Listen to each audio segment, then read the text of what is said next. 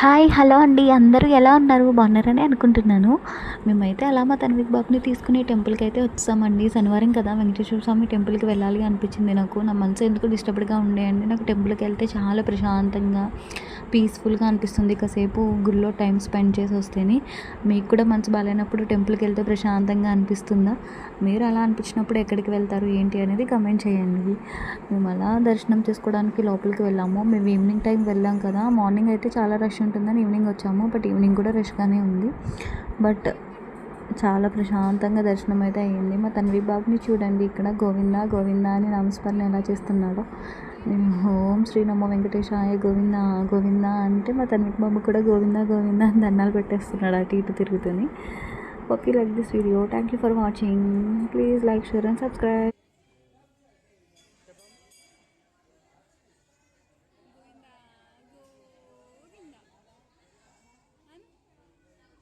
గోవిందలో పెడతాను.